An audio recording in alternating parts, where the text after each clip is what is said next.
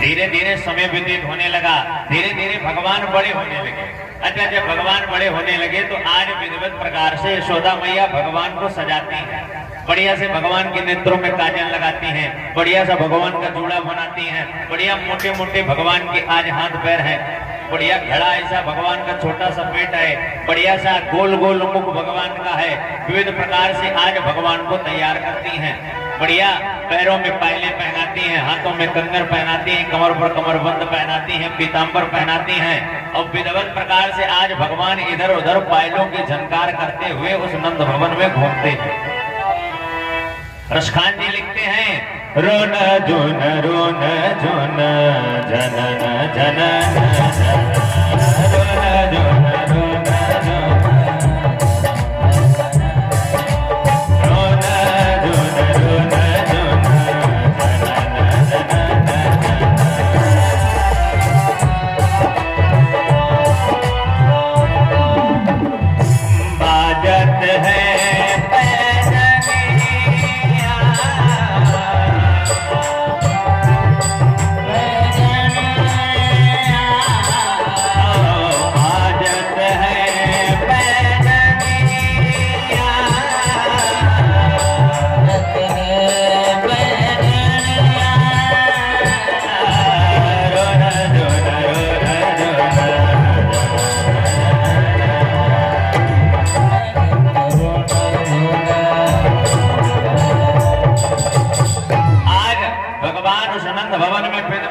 घूम रहे हैं। धीरे धीरे समय व्यतीत होता गया।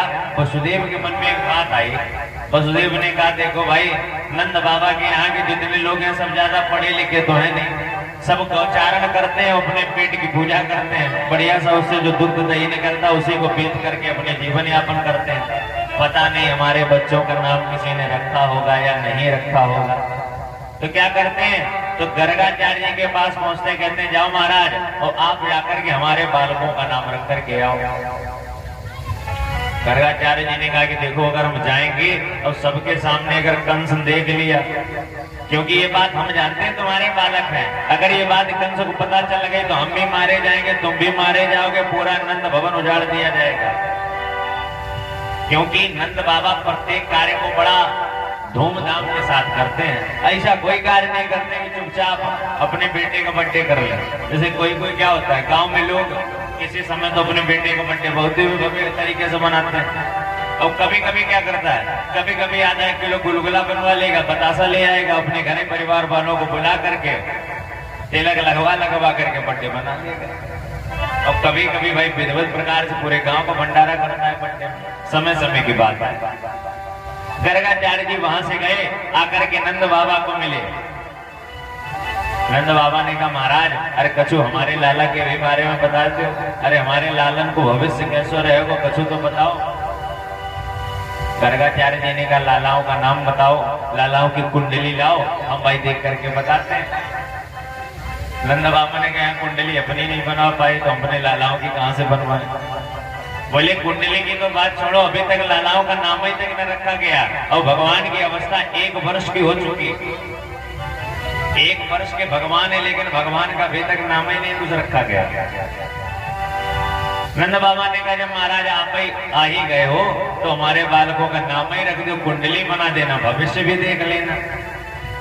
गर्गाचार्य जी ने कहा, देखो भाई, आप प्रत्येक कार्य बड़ा धूम और उत्सव के साथ करते हैं, तो अगर हम तुम्हारे यहाँ गए, कंस को पता चला, क्योंकि हम भाई पुरोहित हैं कंस की, तुम्हारे यहाँ कोई भी कार्य करेंगे तो कंस अगले दिन मरवा डालेगा। जब ये बात रखी, नंद बाबा ने कहा, कोई बात नहीं, हम चुपचाप आएंगे और ऐसा करेंगे, आप गौशाला में पहुंचो और गौशाला में ला करके हम अपने बच्चों का नाम रखवा लेंगे, किसी को पता ही नहीं चलेगा। भाई, जब पता चलेगा कि किसी को हम और तुम, केवल दोनों लोगों को ही पता चलेगा कि बच्चों का नाम रखा गया है, तुरंत ही यशोदा और रोहिणी को जाकर के बताया कि जल्दी जल्दी तैयार हो, महाराज जी आए, बच्चों का नाम रखवा लेते हैं। और अपने यहाँ क्या है, माताओं बहनों के अंदर एक जिज्ञासा होती है, लोगों की परीक्षाएं लेती कि देखें चल करके पंडित जी कैसी कथा सुना रहे। उन्हें पता होगा कि दशरथ के बेटा राम ही है, लेकिन फिर भी पंडित जी से पूछेंगे, पंडित जी हमने सुना है कि दशरथ के बेटे का नाम राम था, क्या ये बात सही है कि नहीं? उन्हें पता है नाम ही है, लेकिन फिर भी वो अपनी जिज्ञासा करेंगे जरूर। ऐसा लगेगा पंडित जी की परीक्षा लेंगी जरूर। आज यही यशोदा जी ने किया। यशोदा ने कहा हमने गर्गाचार्य जी का भाई नाम सुना है, ऐसा करते हैं अपना बालक तुम हमें दो और रोहिणी से कहा तुम हमारा बालक लो, और चल करके देखते हैं अगर असली होंगे तो पहचान लेंगे और नकली होंगे तो हम लोग उन्हें पहचान लेंगे। आज गौशाला में जाकर के बैठ गए और गौशाला में जैसे ही जाकर के बैठे तो यशोदा मैया की तरफ निगाह गई और उनकी गोदी में जैसे ही जिस बालक को देखा, तुरंत ही यशोदा मैया की गोदी में जो बालक है उसको देख करके गर्गाचार्य जी बोले अयम ये रोहिणी पुत्रो।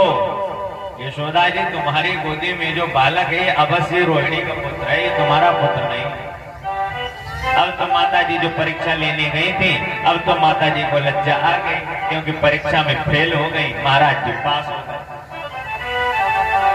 बोले आपकी गोदी में ये जो बालक है वैसे तो इसके बहुत नाम है, लेकिन ये एक गर्भ से दूसरे गर्भ में खींच करके लाया गया है, इसीलिए इसका एक नाम संकर्षण होगा। बोले इसके पास द्वापर युग में सबसे ज्यादा बल होगा, इसलिए बल में ज्यादा होने के कारण इसका नाम बलराम होगा। और इनके जो छोटे भाई हैं इन्हें प्यार से दाऊ भी बुलाया करेंगे। और विविध प्रकार के नामों को रखा और रोहिणी की गोदी में जो बालक है जैसे उस गोदी वाले बालक पर निगाह पड़ी। अच्छा जैसे ही निगाह पड़ी गर्गाचार्य जी को तो नेत्र बंद हो गए, क्योंकि गर्गाचार्य जानते हैं ये कोई साधारण बालक नहीं है, तो साक्षात नारायण है। अच्छा जो भगवान हम सबको नाम पैसा सब कुछ दे रहा है, इस दुनिया में जितने भी नाम है सब नारायण ने रखे हैं। अब गर्गाचार्य मन में विचार करते हैं कि इनका नाम आखिर रखें कौन सा। गोपाल सहस्त्र नाम, विष्णु सहस्त्र नाम, हजारों करोड़ों नाम इनके नाम, अनेक अनूपा, न जाने कितने करोड़ों इनके नाम हैं, तो फिर मैं इनका आखिर क्या नाम रखूं। बहुत देर तक विचार करते रहे। अंत समय में आज गर्गाचार्य जी ने कहा कि हे रोहिणी मैया, आपकी गोदी में जो बालक है इसका नाम होगा कृष्ण। आने वाले समय में समय समय पर आपके बालक के नाम बदलते रहेंगे, जैसे कार्य करेगा इसका नाम वैसे ही बदल जाएगा। आज विभिन्न प्रकार से बच्चों का नाम रखा। तो यशोदा मैया ने कहा हमने किसी प्रकार का उत्सव तो नहीं कर पाया, अरे कम से कम महाराज जी आप आए हो तो आप ही हमारे घर भोजन करके चले जाओ। ये हमारे हिंदू धर्म में नियम है, अगर आपके घर कोई आए, मान लो कितनी तुम्हारी बुरी स्थिति हो तो 2 रोटी और दाल की तो तुम्हारी स्थिति है कम से कम। इतनी भी बुरी स्थिति आजकल दुनिया में किसी की नहीं है। किसी को आप एक टाइम का भोजन करा दो, इतनी स्थिति सबके पास है। और मान लो इससे गिरी गुजरी तो कम से कम पानी तक तो पिला ही सकते हो। सर्वप्रथम अपने यहाँ क्या है कि अगर कोई भी आपके घर आता है तो सबसे पहले उसे पानी पिलाओ, फिर मौसम को देखते हुए कोल्ड ड्रिंक और चाय। अब ये नहीं कोल्ड ड्रिंक चाय तुम खाली ले जा करके दे दो, समझे। जब भी कोल्ड ड्रिंक चाय ले जाओ, बढ़िया सा नमकीन बिस्कुट ले जाओ। 20 रुपए के नमकीन बिस्कुट से तुम्हारी इज्जत बन जाएगी, उसी से घट जाएगी। आदमी कहेगा बताओ सूखी सूखी जहर ऐसी चाय दे रहा है, नमकीन बिस्कुट तक तो दे नहीं पाता। आदमी अगली बार से आएगा। केवल आप कुछ समय में ही अपनी इज्जत बना सकते हैं और कुछ समय में ही अपनी इज्जत गिरा सकते हैं, समझ लो। छोटी छोटी चीजें बड़ी बन जाती हैं, बड़ी बड़ी चीजें छोटी बन जाती हैं। और मान लो तुम चाय नाश्ता नमकीन न कराओ, डायरेक्ट उसे रबड़ी खिला दो, रबड़ी का उतना असर नहीं पड़ेगा जितना कोल्ड ड्रिंक के साथ नमकीन बिस्कुट का असर पड़ेगा।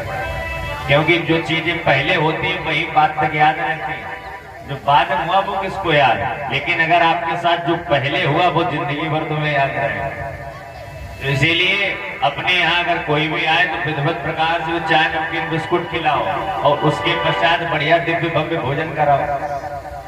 यशोदा मैया ने कहा कि हम ऐसा करते हैं, आपको सूखी सामग्री दे देते हैं और आप अपने हाथों के द्वारा भोजन बना ले, क्योंकि गर्गाचार्य जी भाई महाराज हैं, ऐसे किसी के यहाँ भोजन तो करने नहीं लगे। तो गर्गाचार्य जी को आज विभिन्न प्रकार की सामग्री दे दी। गर्गाचार्य जी ने कहा भाई खीर की सामग्री लाओ, तो बढ़िया सा विधिवत प्रकार से बढ़िया चावल लेकर गया, बासमती वाले चावल, बढ़िया गाय का दुग्ध दे दिया, बढ़िया चीनी दे दी, सभी बर्तन दे दिए, अग्नि की पूरी व्यवस्था कर दी, विभिन्न प्रकार की मेवा मिष्ठान सब दे दिए। और गर्गाचार्य जी ने क्या किया, विधिवत प्रकार से अपनी खीर बनाई। अच्छा, खीर बना करके सामने परोसी और सामने परोस करके आंख बंद करके भगवान को याद करना प्रारंभ कर दिया।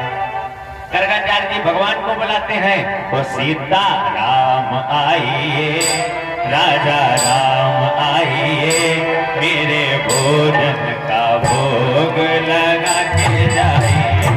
सीता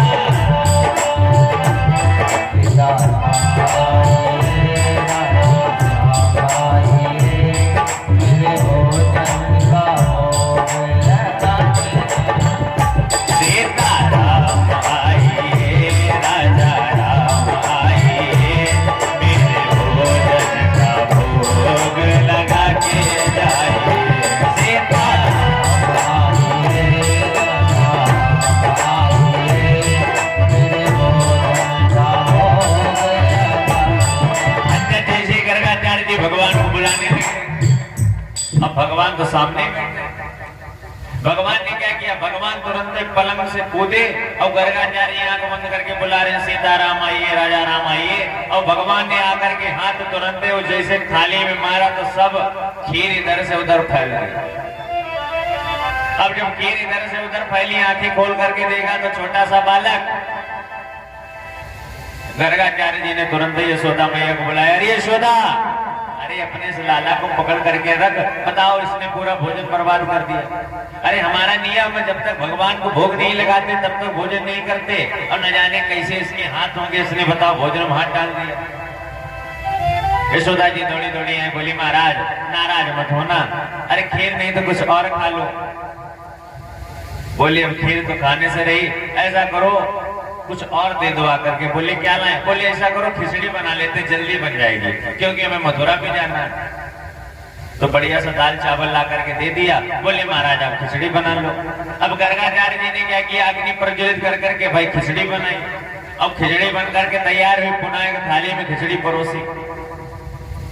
अब जैसे ही खिचड़ी एक थाली में परोसी, फिर आंख बंद की, अब आंख बंद करके पुनः भगवान को बुलाने लगे, सीताराम आइए, राजा राम आइए, मेरे भोजन का भोग लगा के जाइए। सीताराम आइए, राजा राम आइए, मेरे भोजन का भोग लगा के। अच्छा, जैसे पुनः भगवान को बुलाने लगे, अब भगवान तो वहीं बैठे हैं। भगवान फिर अपने पलंग से कूद करके आ गए और भगवान ने पुनः खिचड़ी में आकर के हाथ मार दिया। गर्गाचार्य जी ने जैसे नेत्र खोले, अब तो गर्गाचार्य जी बड़ा क्रोध में लाल लाल, तुरंत यशोदा को आवाज लगाई, अरे यशोदा, अरे मैंने कितनी बार तुझसे कहा कि अपने इस लाला को कहीं किनारे ले जा, जब तक मैं भगवान का भोग लगा दूं तब तक इसे हमारे सम्मुख मत लाना, लेकिन तू बार बार अपने बालों को छोड़ करके चली जाती। इस बार यशोदा जी को भी बड़ा क्रोध आया, दो चार भगवान के लगा दिए और लगा देने के पश्चात के दरवाजे में जाकर के बंद कर दिया। आपने पहले के दरवाजे देखे होंगे, अब तो ऐसे डायरेक्ट ऐसे खुल जाता है। पहले डबल दरवाजे हुआ करते थे, एक दरवाजे को ऐसे खींच करके दूसरे को लगा करके ऊपर कुंडी लगाई जाती है। आजकल गांव में कहीं ना कहीं आपको ये दरवाजे देखने को मिल जाएंगे। तो पहले के समय में दोनों तरफ दरवाजे हुआ करते थे। यशोदा ने क्या किया, एक दरवाजे को दूसरे दरवाजे से फंसा करके विधिवत प्रकार से बंद कर दिया। अच्छा, दरवाजा बंद कर दिया, गर्गाचार्य जी के पास पहुंची, प्रणाम किया, बोले महाराज, अरे बिना खाए हुए अगर ब्राह्मण देवता हमारे घर से जाएंगे तो हमारे दुनिया का जो भी है सब कुछ नष्ट हो जाएगा। बोले महाराज भूखे पेट हमारे घर से ना जाओ, अरे कुछ तो खाते जाओ। गर्गाचार्य जी ने खाने को बचे क्या, खीर खा रहे थे वो नहीं मिली, खिचड़ी खा रहे थे वो नहीं मिली, अब क्या करें। बोले जल्दी से जल्दी क्या चीज बनेगी, सबसे जल्दी बन जाएगी वो लपसी। बोले ऐसा करते हैं लपसी बना लेते हैं। गर्गाचार्य जी को पूरी सामग्री दे दी गई। अच्छा, सामग्री देकर के गर्गाचार्य जी ने अग्नि प्रज्वलित की, लपसी बना करके रखी और जैसे लपसी बनाई थाली में परोसी और परोसने के पश्चात मन में अचानक से विचार आ गया। विचार आया कि बताओ छोटा सा बालक बार बार आता था और हमारे चक्कर में बताओ इस पर मार पड़ गई। तो इधर उधर देखे तो एक दरवाजे के अंदर से रोने की आवाजें आ रही। तो गए दरवाजा जाकर के भाई देखा कि छोटा सा बालक बैठा हुआ है। देख करके गर्गाचार्य जी चले आए। जैसा कि आपको बताया, पहले दरवाजे कैसे होते थे, एक में फंसा करके दूसरा बंद किया जाता था। लेकिन रोते हुए बालक को देख करके इतनी करुणा गर्गाचार्य जी के अंदर जागृत हो गई कि एक दरवाजे को फंसा करके जैसे दूसरा बंद करना चाहते हैं तो एक फंसा ही नहीं, केवल एक ही उठा करके इसे बंद कर दिया। अच्छा, दरवाजा बंद करके पुनः आ गए और आकर के आज पुनः भगवान को याद करने लगे। सीताराम आइए, राजा राम आइए, मेरे भोजन का भोग लगा के जाइए। सीताराम आइए, राजा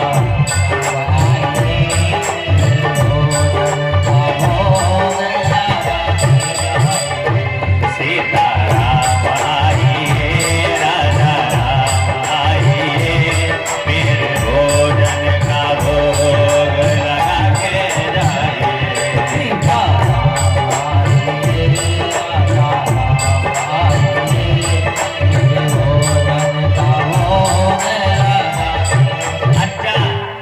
पुनः भगवान को याद करना प्रारंभ कर दिया। भगवान फिर कोठरी से निकल करके सामने आ गए और जैसे ही सामने आए और जैसे ही आंखें खोल करके छोटे से बाल कृष्ण को देखा और गर्गाचार्य जी जैसे अपने मुख से कहने वाले थे अरे यशोदा, तुरंत ही भगवान ने दौड़ करके गर्गाचार्य जी के मुख पर हाथ रख दिया। बोले कैसे भक्त हो, आखिर क्या चाहते हो भक्ति में? अरे बार बार हमारा भजन करते हो, हमें बुलाते हो और जब हम आ जाते हैं तो मैया से बार बार हमें पिटाई करवा देते हो। अरे बताओ, अभी तुम्हारे बुलाने से ना आए तब कहोगे बताओ हम बुला रहे हैं, आ नहीं रहे। और जब आ जाते हैं तो माता जी से बार बार हमारी पिटाई करवा देते हो। आज मुख बंद कर दिया और चतुर्व्यूह स्वरूप में आज गर्गाचार्य जी को वहां पर भगवान ने दर्शन प्राप्त कराए। गर्गाचार्य ने विभिन्न प्रकार से लपसी को खाया और खा करके मथुरा की तरफ प्रस्थान कर गए।